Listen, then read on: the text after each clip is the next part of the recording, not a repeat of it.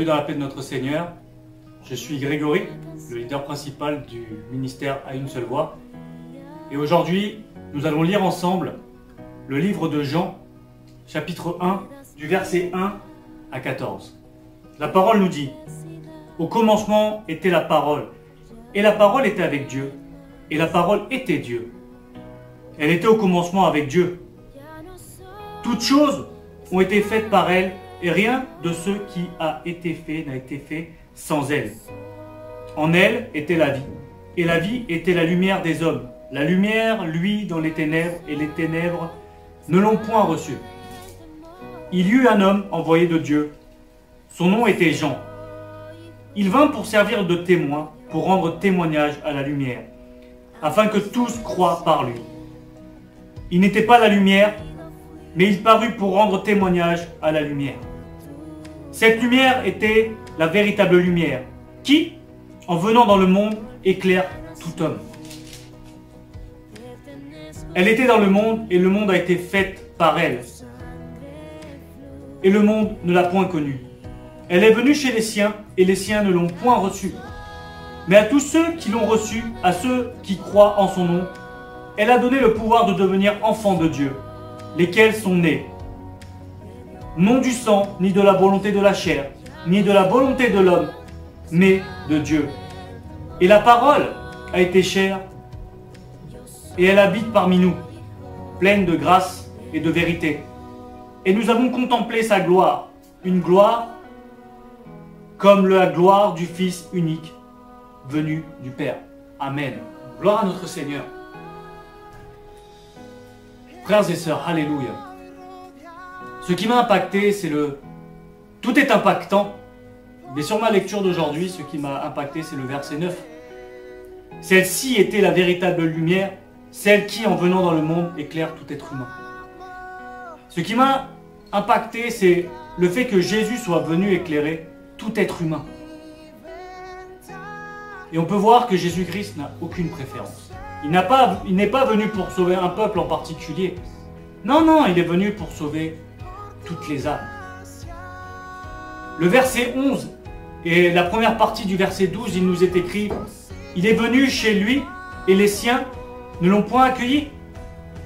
Certains pourtant l'ont accueilli, ils ont cru. Jésus nous fait comprendre que le monde est divisé entre le rejeter et l'accepter. Le livre d'Apocalypse nous dit: voici, je me tiens à la porte et je frappe. Si quelqu'un entend ma voix et ouvre la porte, j'entrerai chez lui. Je souperai avec lui et lui avec moi. Apocalypse chapitre 3 verset 20. Il nous demande d'accepter son invitation, qu'on le laisse rentrer dans notre vie. La deuxième partie du verset 12 nous dit: à tout cela, il a accordé le privilège de devenir enfant de Dieu. Je pense que réellement, le désir de tout chrétien, c'est d'être appelé enfant de Dieu. Mais cette promesse vient uniquement en acceptant Jésus-Christ. Nous serons appelés à ce moment-là réellement enfants de Dieu. Mais qu'est-ce qui va faire que nous soyons transformés? Comment faire réellement pour que nos vies soient transformées? Il faut accepter Jésus-Christ dans notre vie. Il faut accepter qu'il nous transforme. Il faut accepter qu'il enlève des choses qui ne nous conviennent pas dans notre vie, des choses que nous aimons, mais qui sont néfastes pour notre vie. Aujourd'hui, si réellement, par notre attitude, et non pas seulement en disant de notre bouche « j'aime Jésus », mais vraiment par notre attitude, en aimant Jésus, par notre attitude, en aimant notre prochain, en ayant compassion, à ce moment-là, réellement, il va y avoir du changement, parce que nous allons commencer à avoir de la compassion, nous allons commencer à nous laisser transformer par le Seigneur, le potier. La parole nous dit, alors que Jésus était sur la montagne, en train de faire le sermon, il dit: heureux ceux qui procurent la paix, car ils seront appelés fils de Dieu. Mon frère, ma sœur, tu désires être appelé enfant de Dieu, fils, fille du royaume? Procure la paix autour de toi. Penses-tu que, en parlant mal de l'un, de l'autre, qu'il soit chrétien ou pas chrétien, tu es en train de procurer la paix? Penses-tu réellement, dans cette attitude, faire plaisir à notre Seigneur? Si tu veux être appelé enfant de Dieu, alors procure la paix autour de toi. Si il y a des choses qui sont en toi qui ne vont pas, demande au Seigneur, Seigneur, transforme-moi, car je veux procurer la paix autour de moi. Là où tu es, je t'invite à faire cette prière.